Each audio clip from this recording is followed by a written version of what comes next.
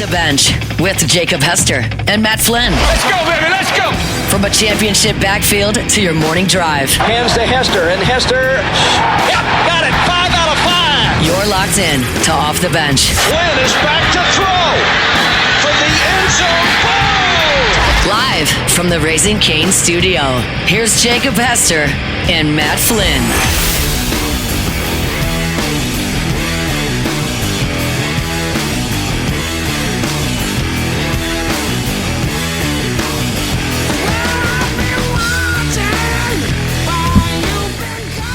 Yo!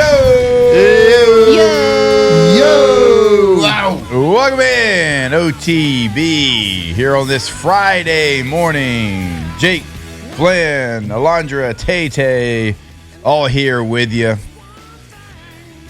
You heard Tay-Tay say it's Portal Day. Woo! Get hyped. Portal Day. Portal!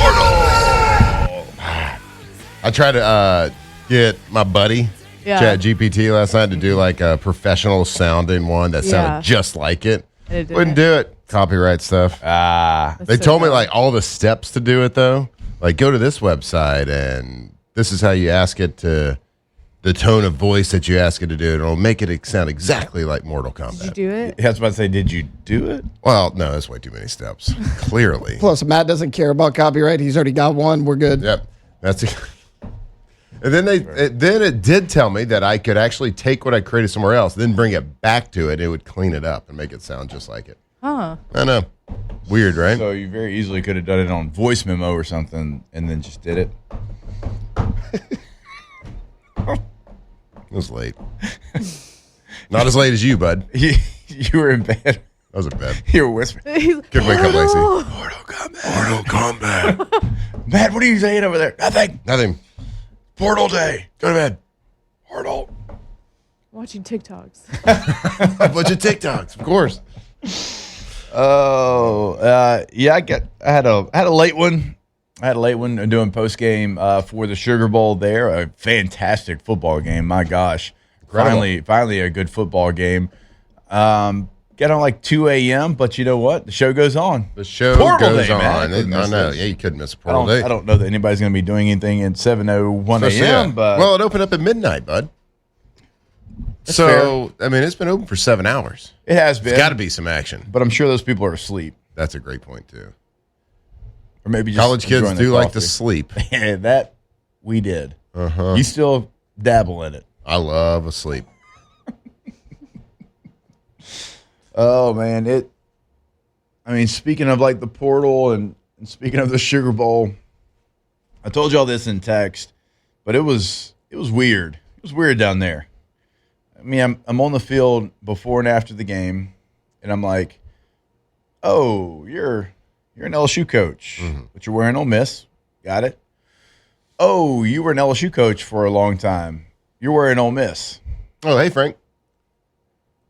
What's Frank going on was here? all missed out. Frank, Austin. He was like, they gonna know I'm at Ole Miss now. Yeah. I mean, Austin was like all on the sideline. I mean, there ain't nothing like that free gear. I'm telling you. Oh, dude. I mean, like That all free the gear is like nice. player personnel, like people that were here during this football season, That's so now good. there. So yeah, it was a little awkward. I caught up with some of the coaches that are going to be here that have contracts here, coaches here, and I guess it was like a good thing for them that they were so close because they've been in New Orleans for 3 days, and so they were able to be in Baton Rouge and kind of get a portal plan together. But they also were coaching. Did they come to Baton Rouge a little bit? Yeah. Yeah. 3 days before the game? Yeah. It worked. I think, they would coach for Ole Miss, and, during any kind of bowl trip, like at night when you get a little freedom there, well, their freedom was to come to Baton Rouge and try to get a portal plan together. Nice. And now they're continuing on, and That's wild. they're coaching in Arizona here in a couple of days. Someone popped them over on a private jet? Later after they're there? No, from New Orleans, Baton Rouge. Save some time. Literally.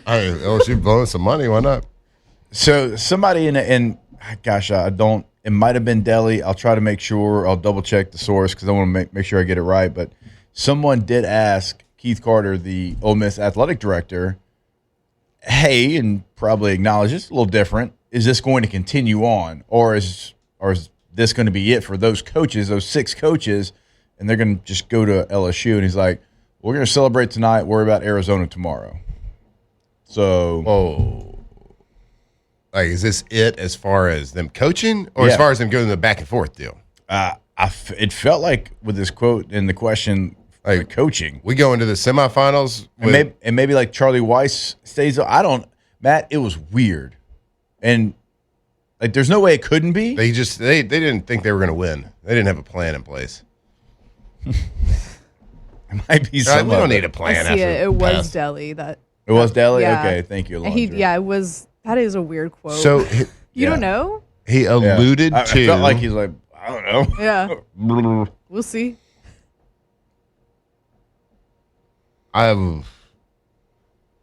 They alluded to potential of not the coaches not going forward. Do you have it in front of you? Yeah. So will the 6 LSU-bound assistant coaches who have been coaching Ole Miss in the playoffs continue on with the Rebels to the Fiesta Bowl?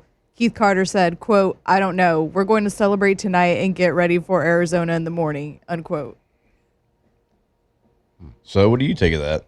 I mean, yeah, like you might be right. It's like, hell, we won. Figure it out. Yeah, I guess we'll do this. I mean, we're kind of writing our own story right now.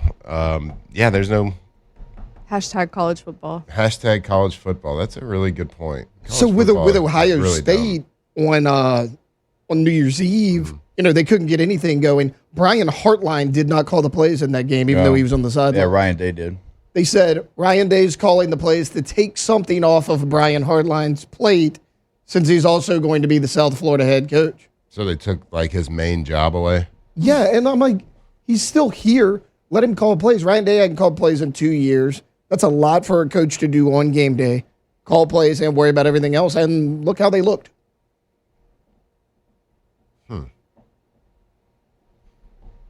That's a strange thing to take away.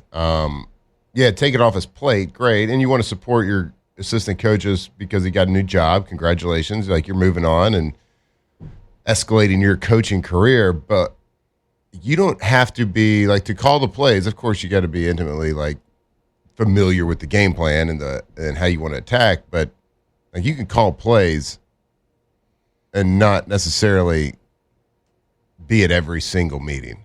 Like you like calling plays is a skill set. Like calling plays is like something you just don't jump right into. But as long as you have like the tools and you know the game plan, like you can call the plays. That's a weird thing to take away. When they said that on the broadcast, I'm like, okay, why is he still here then? What's he doing? Right. That would be the only job I gave him was to call plays, but they decided against it.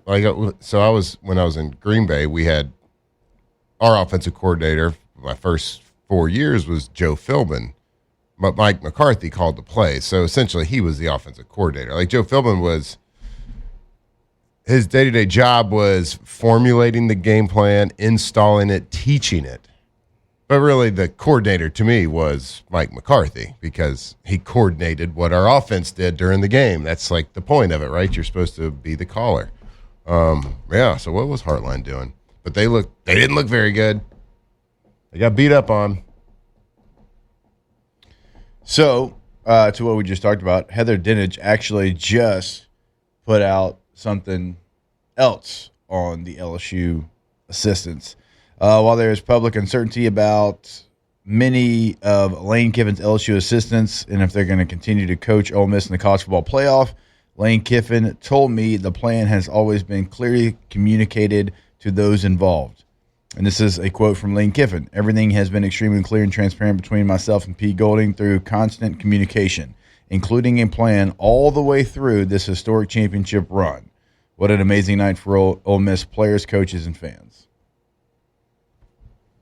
All right, so Lane Kiffin said him and Pete Golding communicate, stay in touch. Yep. So the athletic director for Ole Miss doesn't no really bad know. blood? Yeah. It's just between him and Pete?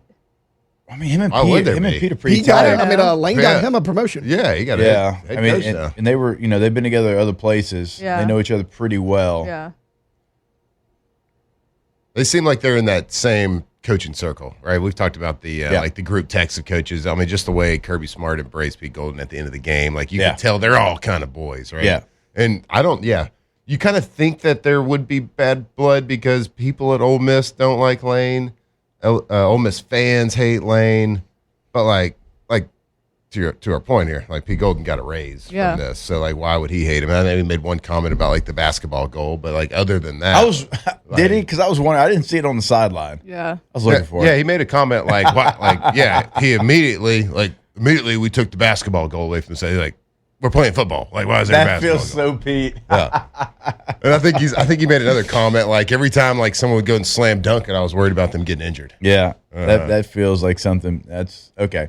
Because their little highlight tape that they showed, during one of the breaks, it was like 3 players dunking. I was like, I don't see that over there. Yeah. And I started thinking, I bet Pete's not a big fan of that. So now they got like a chain.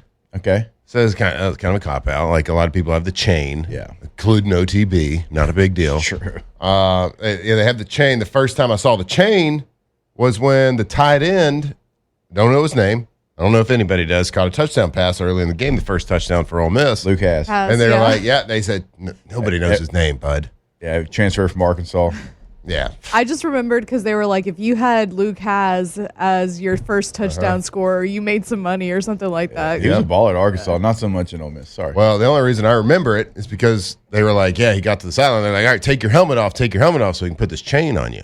He took his helmet off, and he's got a worse hairline than Gunnar Stockton. Ooh. Yeah. He needs to just shave it at this point, dude. He needs to go. He needs to get rid shave of it. Like, seriously, that one was rough. Yeah. Like, I'm not here to body shame. I'm trying to help. He could just Marcus Freeman and draw it back. Yeah, Katie texted me. She's like, "Holy hairline!" I was like, and I just, I was up in the press box, so I didn't know what she was. And I said, "Gunner?" ? She goes, "No, old boy just caught the touchdown." Yep. And I was like, I don't know what he looks like with his helmet off, but I know he's got like hair hanging out of his helmet. Yeah. I said, "Do we have a Hulk Hogan situation here?" She's like, "Pretty close." Oh boy, I didn't see it. His hairline dunked on Gunnar Stockton's hairline. I just Dunked on it. that's pretty bad. I feel bad for that guy. Can we show our 22 viewers? years There old. it is. Oh, It's a tough look. Dang. Like, we're trying to help you out, buddy. Just shave it. Embrace it. him and Gunner. Or at least, like, shave the middle and, like, go Costanza on No, it. just let it Go. go. Reverse Go mohawk. Hogan. No, go Hogan. Shave Let down it the middle. go. Let it go. You got a little island. Man, it's all right, bud. Hey, you caught a Got touchdown. a touchdown in the quarterfinals of the playoffs. Oh, God, I have to keep reminding myself that it's January 2nd. Yesterday was January 1st. 2026. 2026, and we're still only in the quarterfinals of college football. What? Wild. And we still got some time. We still got some I'm so time, exhausted. y'all. It should be over right now. Oh my gosh, I was booking my travel for the next 2 rounds and like seeing the dates on it. I'm like, that can't be right. This is college football. There's already in the next semester. Yeah. Don't these kids have to go to class? Oh, man. Yeah, they already finished their break. They got to go back. Oh, Lordy. I couldn't believe how that game turned out. Not even to my like preseason. I got it wrong in the pregame. Got it wrong in the pregame too, but even like in the game, like when Georgia went up double digits. Yeah. So just surprising the way they handled that, or didn't handle it, I guess. Well, Kirby Smart was not the best coach on the field No, yesterday. Kirby had some head shakers for sure. We were talking about it on Tuesday. We were like, Pete Golding looked really good against Tulane. How is he going to look in a close game? But it was Kirby, man. It was Kirby that screwed it up multiple times. And We made some questionable calls. I Yeah. would have given Nate Frazier the football 28 times in that game. Like, and some of the runs that they got away from, they started trying to get on the edge. I'm like, what are you doing? You're running right through the middle of this defense. They might tap out if you keep doing it. They didn't. Yeah. They didn't do it. Yeah, and we need to take a look like all like the highlights of the game because there was 2 great games in this quarterfinals. There was 2 stinkers, but there was 2 great games. So, but let's not like you can nitpick Kirby Smart yesterday, but man, what a beautiful game that was! Just It was an awesome game. Just plays being made, individual plays being made, incredible timely performances. Just throws, catches, blocks, runs. It was so fun to watch that game. So like there were so many there were questionable calls, sure, and like they should have done this, should have done that. But man, college football gave us a gem last night. Oh, they did, and it was from beginning to end. They did comebacks, plays. Ole Miss earned every ounce of that victory. They did. They were motivated. That defense, man. Credit to them. I mean, Trinidad Chambliss is going to get a lot. Yeah, he should.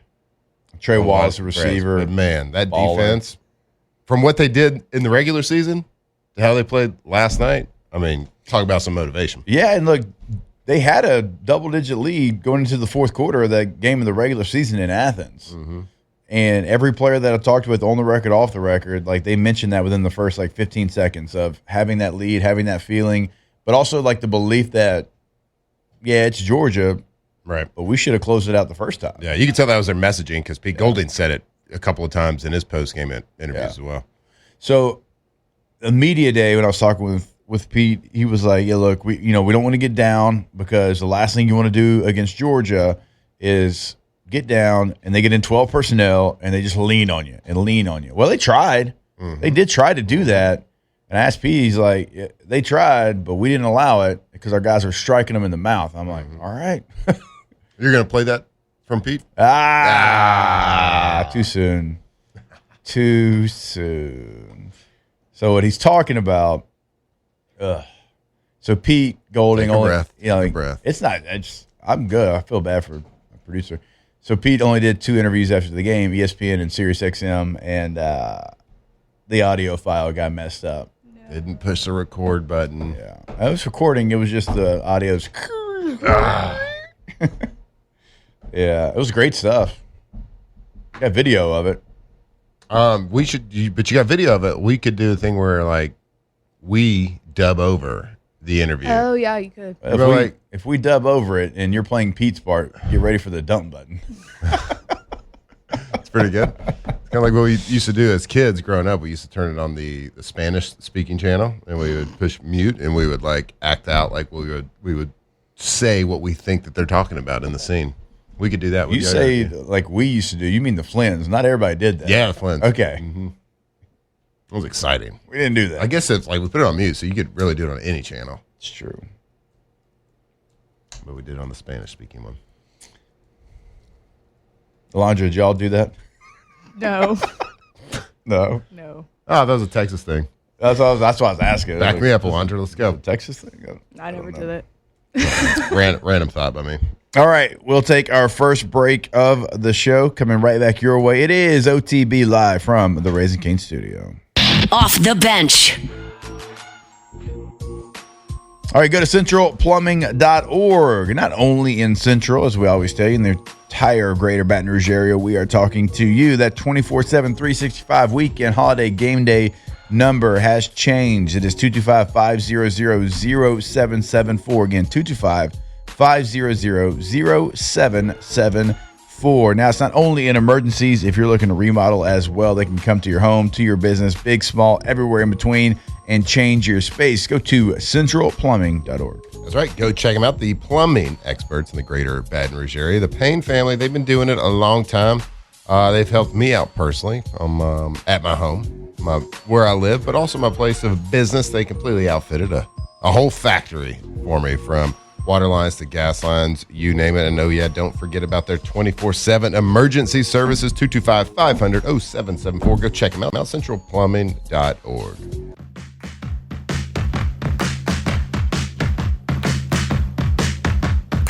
All right. Yeah.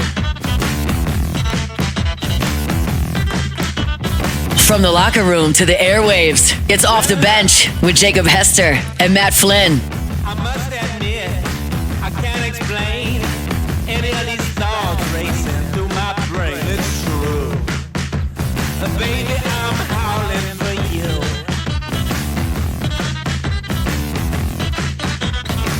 All right. There's something wrong with this plot. The actors here have not got a clue. Baby, I'm howling for you. All right, welcome back in. OTB here live from the Raising Cane studio. Today is the official open of the transfer portal. So before we get to who's returning for LSU and not going into the portal, let's go ahead and get this show started. It's time to get glowing, courtesy of GoFlow IV Spa, where hydration, vitamins, and a summer-ready glow are always on tap. Now, for starters. All right, go to goflowiv.com, G-E-A-U-X, flowiv.com, 225-953-8150 is the number. Do we live somewhere where it's 30 degrees one day and 85 the next? Yes. Maybe yes, we do. Sometimes in like 24-hour period. That, brings on some sniffles. It brings on a little bit of sickness there. So go ahead and get in front of it. Or if it already happened, go take your, sniffling situation over to GoFlow, and they're going to help you feel better. You're going to get you the right cocktail to make you feel better, and you can sign up. You can have membership deals, different things they can do for you at goflowiv.com. You can go check all that menu options out of those IV fluids with vitamins, hydration. If you got a little tummy ache, they can fix that as well. Got some soreness? Oh, yeah, they got something for that as well. So go check them out. See everything that they can do. It is new year, new you, and take your health very seriously this year and start with GoFlow IV. All right. I'm going to throw this over to Tay because this is now a thing that we do in college football. We don't just announce when somebody is transferring to LSU. We actually announce when someone re-signs with LSU. Yeah, Harlem Berry, guys. Get hype coming back for his sophomore year. Woo! All right. I was telling Matt before the show, we put this out at LouisianaSports.net, and this sentence here kind of breaks down the current state of college football. Direct quote from our website. Running back Harlem Berry has agreed to return to LSU for his sophomore season. Terms of his contract were not immediately disclosed, but he is expected to sign on Wednesday. Obviously, this was put out on Wednesday morning when the news broke. But he's only committed to LSU for his sophomore season, so maybe next offseason we do this all over again. And look, we got Whit Weeks back as well. That's huge news. Kind of feel like most people expected it. And, and I've seen a couple of people say, okay, well, DJ Pickett and PJ Woodland announced they were returning. Yeah, but that's kind of expected. Yeah, but it's huge news, though, because you got Deshaun Spears back, who entered the portal and then, like, a couple hours later said he was out of the portal. Like, that was a little weird. He entered and then almost immediately said he was not. So, I don't know. Maybe it was a money play. Maybe the call was made. Yeah, I mean, maybe it was a money play. But with Pickett, Woodland, and Spears back, your secondary is kind of intact. Because if you can get Tamarcus Cooley back, like, you're good. You can build the rest of your defense around your secondary. The not-so-good news, and maybe the weirdest part of all of it, Kyle Parker announced yesterday that he is entering the transfer portal. He would be really your only experienced receiver, not counting Trey'Dez Green, who's obviously going to play a little tight end as well, but playing in a Lane Kiffin offense, your only experienced receiver. I get that you're going to attack the portal, but you haven't signed anybody in the portal yet. As of right now, Kyle Parker would be your wide receiver one going into next year. To me, this kind of seems like a money play, maybe. Maybe do you enter the portal, see if LSU forks up a little bit more cash, and if not, go elsewhere. But I thought that one was a little weird. I mean, why wouldn't you do that this day and age? And let me say something very clear for everybody listening right now. That if you ever have had hopes that, like, college football is still that beautiful amateur game that you know and love, that you grew up with, that the pride for your school and all that stuff, let me say, college football is professional football. It's just professional football that doesn't really know what it's doing right now. So you got guys that are just going to play one-year contracts. Imagine the NFL with all your players were on one-year contracts every single year. The highest paid guys, Patrick Mahomes, one-year contract every single year. And he would just say, threaten to leave the Chiefs so he could get a better deal. They would do it every year. Yeah. Why would you never? Why would any player? And if rules don't get like changed to fix this, every player is just going to enter the portal because it gives you leverage with the team that you're like. College football is professional football, whether you like it or not. It is, and it's professional football that, like I said, has no idea what it's doing. Yeah. And it's sad, but when you say Harlan Berry's coming back for his sophomore season, the details of his contract are unknown. What? I don't know. It's crazy. It is. And it's fully where we're at. I mean, you're right. But it's still crazy. And it is. Like announcing that you're going back to your school that, well, you've been at for like a year or 2 years or whatever. Yeah. Like the headline, right? The first headline, the top story on LouisianaSports.net right now is DJ Pickett commits to LSU for 2026 season. Yeah, he's in school here, right? Is that, I don't know. It's just like, yeah, that part is where we're at, and we could be old men shaking our fists at the clouds. And I'm not really shaking because it's a great product. I'm not trying to, at least. I'm just trying to tell people, like, it is. It is what it is. Oh, right yeah, now. it is. It's professional football that hadn't figured it out. Or you can call it semi-pro if you want to, because we have a professional, sure, whatever. Still professional. But isn't it wild? Like, just try to think of any, like, normal, like, real professional sport that has, like, a union, a CBA that embraces it and is professionalism. No, in no way in hell would anybody ever be like, yeah, every year is a 1-year contract. Yeah, no. Because everybody would just every year, and that's where we're at. If they don't fix it, that's what, like once all these guys and these agents start figuring it all out, they're like, yes, just put your name in the portal every year. Boom, boom, boom. And this isn't the old where a guy who's a junior, a guy's been out of high school for 3 years, he's got a decision to make, and going back and forth, and he comes back to school and you announce that. It's not that. It's every single year. Like if I finish out the season strong, have a couple of good games, portal. Even if I want to stay there, portal. And look, next year we're going to be doing this show. If it stays the same, we're going to be doing it on January maybe not 2nd. That's going to be a Saturday next year, I think. So whatever day the portal opens, and we're going to say the same thing. Harlan Berry either goes into the portal or he re-signs with LSU. We're going to say the same thing about it commits. It's re-signing because you're signing a deal for a dollar figure. So that's just where we're at. As far as who is coming back, and like now that we know where they're in the actual on the field stuff, Whit Weeks, that's no surprise at all. Now we talked about that last week. I've had 10 conversations with him, and you knew once Blake Baker was back in the fold, like that was going to happen. No surprise there. And you could be like, well, Lane Kiffin, he's dating. Yeah, that probably played a factor, but it was Blake Baker. That's just what it was. Like Blake Baker came back, and Whit's like, yep. I'm coming back. Because Blake Baker is the man. Yeah. And they got a great relationship. And, Whit obviously knows that he had some injuries this year. And, he wants to be healthy, have an off season where he actually gets to try to get ready for the season and not just in rehab. And so that one makes a lot of sense, and glad to have Whit Weeks right back in the middle of your defense. Spears was the one I was like, oh, man, yesterday when you saw that, like, I hope that's a leverage play, and it sounds like, it was. And, again, he understands where he's at. He understands how well he played in the bowl game. I mean, you're talking about a guy that had limited action because he was playing behind an all-SEC defender in A.J. Hawsey. We love Pro Football Focus here. He graded out over 90 this year. Now, limited snaps compared, but still, he was good when he was out on the field this year. He was good in the bowl game as well. Like, that's somebody that is plug and play. He is your starter at that position today. Safeties was well. I mean, safeties and corners, man. We were so strong, and so just to hear that we are kind of secure in that defensive backfield as well as the defensive coaches, Whit Weeks, LSU, feel really good about your defense headed into 2026. And you're still gonna add a ton. You're gonna add a ton, especially that you got to in the trenches. That's you got to add one more guy next to Whit Weeks.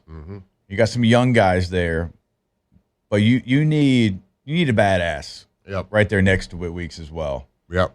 Like you need somebody that's a multiple kind of guy. And what I mean by that is a guy that's going to stop the run, a guy that's going to be good in pass coverage, a guy that when you ask him to blitz through the A gap can get home. Like, Devon Keys is somebody that has played a lot of football here. He's a limited player, and that's no disrespect to him. I mean, I was a limited player. There's things that you can do. Yep. He's a box linebacker. I think you need to get somebody that can be a jack of all trades next to Whit Weeks, because that's what Whit Weeks is. And, if Whit does go down, you have somebody that can step in and still fill that role. Yep. Well, right now is the first gradable test, I believe, for Lane Kiffin in his tenure here at LSU. Is we have all said that he's going to crush the portal because he did it at Ole Miss, and now he's got all the resources. He's got the big brand behind him. This is our first time, I think, that we can say that Lane Kiffin's going to be doing a job for LSU, that we can be like, that was a good job or that was a bad job, that we can judge what he's doing. Of course, a little grade scale here. He's going to be graded on this by LSU fans, getting paid a lot of money. The staff's getting paid a lot is getting committed. So a lot is expected, and that's the way it should be when things like this happen. When you make a hire like this, you pay the money. You got to go knock it out of the park. So today starts it. It started at midnight. The portal's here. There's a lot of rumblings and rumors that, man, they got big things in the works. Well, get excited because it is open now, and people can start signing and committing and getting paid. And we can start finalizing that roster. Yeah, he might be Two Phones Jones here in the next couple of days, too, if those 6 assistants are coaching Ole Miss still. I mean, obviously Lane's going to be the finisher, the closer. You're the head coach. But think about it, like if you're down 6 assistants there all the time, well, like they would be working the phones normally as well. Yep. So, like, you're going to have to do it. The shadow staff is going to have to be on the phones as well. I mean, because even like part of your shadow staff, which we'll get to, other coaching hires, they're going to be assistant position coaches here, not even the main guy. Like they're still working at Ole Miss. Well, if you need somebody to work the phone lines until your coaches get there, I think we'd be happy to do it. We'll work the phone lines. We could sell LSU. Just give me the dollar figure that we're offering per position. Yep. We'll take a 10% fee. Yep. That's it. From the kid. Not the school. No, I probably do. A little finder's fee. I do it for free. I tell them how great LSU is for free. Man, hit that speakerphone button, Lane. Let me talk. Let me spit. Oh, you ruined it. Shoot. Try to be cool. All right. We'll take a break. We'll come back and continue like who LSU retained, who's out there, which positions LSU has to attack the hardest. We'll do it right here when we jump back on OTB. Off the bench. All right, if you're looking for a fresh spot for fun, food, games, and a night out downtown in Baton Rouge, check out Bally's of Baton Rouge. It is newly reimagined casino hotel right there on the riverfront. It's got nearly 800 slots, table games all over the place, a DraftKings sportsbook, and a big screen that is going to impress you. I promise you. Trust me. Go see it. It is the place to be in downtown Baton Rouge. So if you're maybe having a little staycation, or maybe you're listening in some other parts of Louisiana or Texas or Mississippi, and you're coming here for a weekend getaway, whatever it is going to be upgraded because the upgrades over at Bally's of Baton Rouge are incredible. They're undeniable. 5 new restaurants. The list goes on and on. Go check them out. Bally's of Baton Rouge. Yeah, Bally's Baton Rouge. We talk about how the place got an upgrade, the hotel got an upgrade, the atrium got an upgrade, but Baton Rouge, you got yourself an upgrade right there. Bally's Baton Rouge. Go check it out. Have some fun.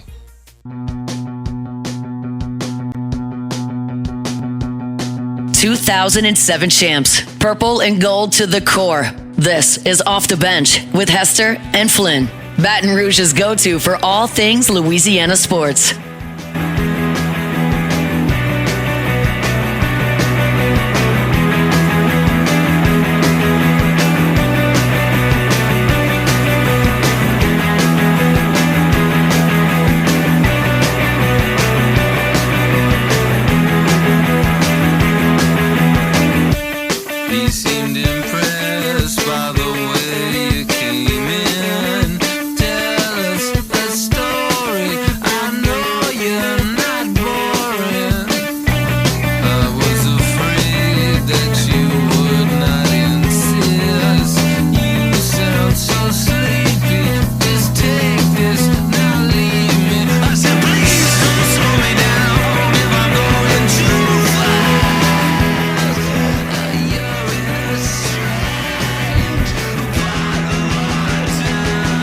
All right, welcome back in. OTB here live from the Raising Cane studio.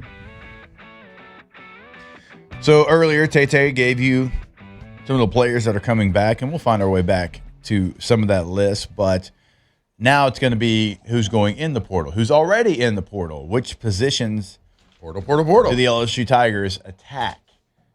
right, I'm going to go around the room, and you only can pick one position group. And listen, Quarterback. Can't be quarterback. Can't be quarterback. That's all I got. Can't be quarterback. And I'll go last because I want to be able to give you all the opportunity for every position. If it can't be quarterback, where does LSU need to attack the most? Offensive line. I mean, you got six. You got six guys on your team currently that have said they're entering or have entered the portal. Yep. That was your worst, arguably your worst position group this season.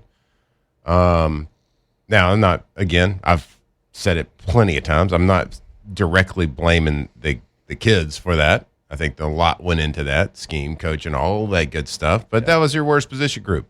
So, yeah, they have to attack that, especially with six guys entering.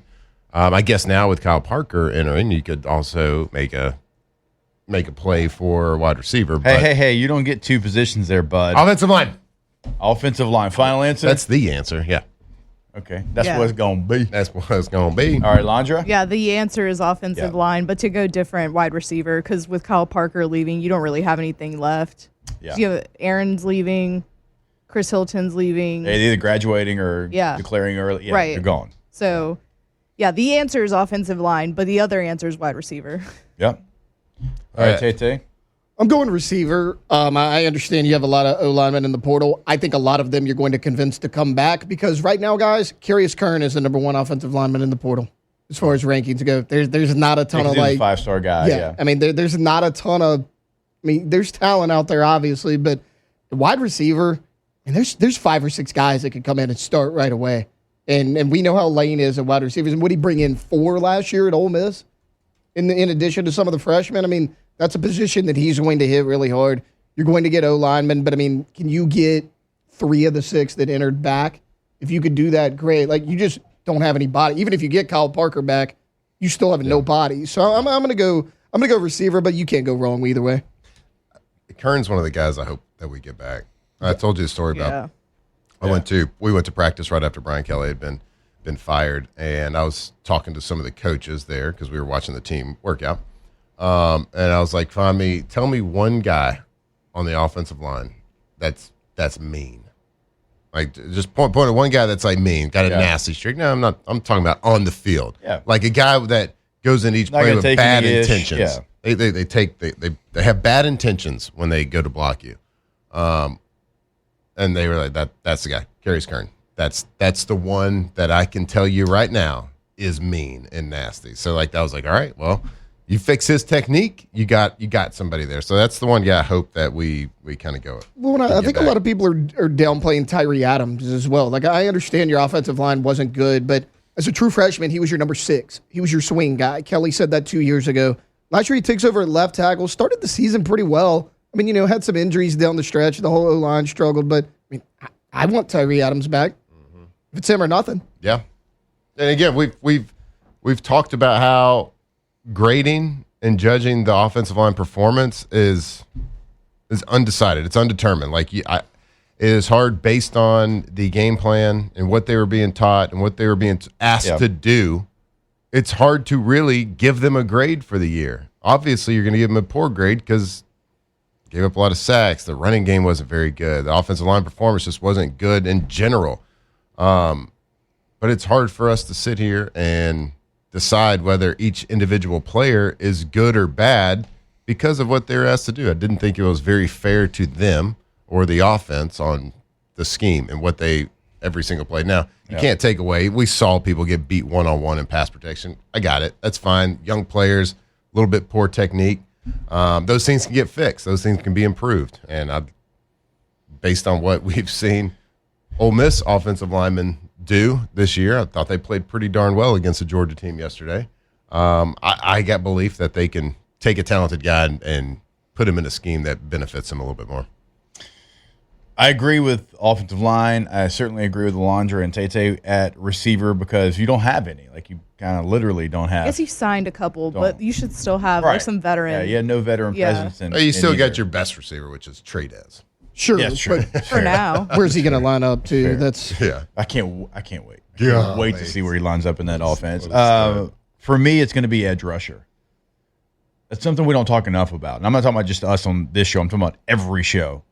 LSU went and got 2 guys out of the portal at that position last year. Jack Pyburn had 2 sacks. Patrick Payton had 1. They had a combined 3 sacks. Your leading sack getter on this team was Harold Perkins with 4. Wes Weeks was second with 2.5 sacks. 2.5. That's 2 linebackers that led your team in sacks. Dylan Carpenter, a backup, was number 3. Bernard Gooden, defensive tackle, number 4. So DJ Pickett had more sacks than Patrick Payton. He plays corner. All right. He had the same amount as Jack Pyburn. Those are 2 guys you got as edge rushers in the portal. Right? And Pyburn's always been more of a run stop. I get that. But still, you were very underwhelming with that position group. And it was a little bit hit or miss. I mean, Patrick Payton's best year at Florida State was a couple years ago. You were hoping you could regain some of the magic. Jack Pyburn, again, was more of a run stopper, first and second down guy. And he had some nice plays at LSU. It was more TFLs than it was sacks. You got to go get some edge rushers. Yeah, you got to go get that guy that's like, we got to chip him. We got to help the tackle. We got to put a tight end to his side. You haven't had that, and you need it desperately. Yeah, I'm looking at the stats from this season, the SEC, the sack leaders in the SEC. And yeah, Harold Perkins is tied for 21st in the SEC at 4 sacks. And that's your leader. And that is the leader in the clubhouse for LSU. Shocking, though. And again, that's a linebacker, a star. Mm-hmm. You know the leader, SEC sack leader was this year? Who? Taylor, you know? Alondra? Anybody? Take a guess at it? Man, I don't even have a guess. The grinds or the gears are grindy, but I can't. No, hold on. No, he missed with injury. He had 12 sacks. Dylan Stewart. Colin Simmons, University of Texas. Mm-hmm. Who would you say, Dylan Stewart? South Carolina. Is number 16 at 4.5. Yeah. You got to pay a lot of money to have 4.5 sacks. Pay a lot of money at 4.5. Not having Kyle Kennard on the other side. Oh, Kyle Kennard was a good college football player, man. Really good. All right, we got to take a break. We'll do it more portal talk when we come back here on OTB. Off the bench. All right, go to getgordon.com. Get Gordon and get it done. Throughout the state of Louisiana, we are talking to you. Go to that website, see what they can do for you in the courtroom. See what they've already done in the courtroom. Little past client results right there on the homepage. Remember, you can have a chat on the homepage with a live agent. So many things right there at your fingertips you can do. Also, you can pick up the phone. It is your area code, no matter where you're at in the state of Louisiana, followed by the 8s, 888-8888. If you want to also check them out on social media, right? They always got stuff going up, content with the G team. That handle's always going to be at Get Gordon on all major social media as well. So again, your area code followed by 888-8888. Get Gordon and get it done. That's right. Go to getgordon.com. Check it out. If you've been injured, whether it's in a car accident, whether it's on the job, wherever it is not your fault. Get the team, the personal injury attorneys that can fight for you and get what you deserve. And get the G guarantee, which is no fees unless you win. If you don't, there's no cost, not a single dime. So go check them out. Let them fight for you. GetGordon.com. Locked in on LSU football 24/7. You're listening to Off the Bench.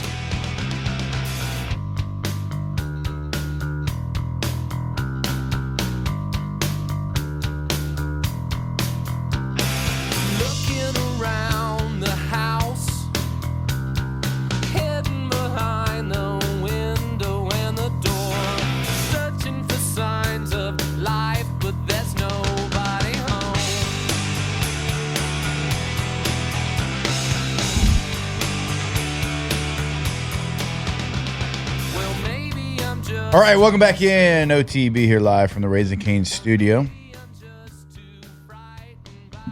Would like to hear from you inside the Bayou Forward chat. Let us know what position group you want LSU to add. Maybe impact player. Maybe you want 4 or 5 players. Where are the additions going to be for LSU as the portal does, again, open today? Continue looking at who, again, is coming back for LSU, who's also in said transfer portal. Mm-hmm. A lot of quarterbacks, world. a lot of names. Portal combat is exciting. But we talked about it. It feels like LSU, because of where you're at right now, not going to be only one quarterback, but could be multiple quarterbacks. Yeah, it needs to be two, for sure. And like I said, it's an open door policy at quarterback. I think your number one target, if he gets an extra year of eligibility, is the guy that played last night. My God. Yeah. That's going to be, and it's kind of crazy that everything's going to kind of be put on hold right now because Ole Miss is winning. Of course, their coach is coming. And we believe that there's probably going to be a lot of their players, or at least a decent amount of their players, that will probably join the LSU team next year. But we'll see. It's all rumors and speculation right now.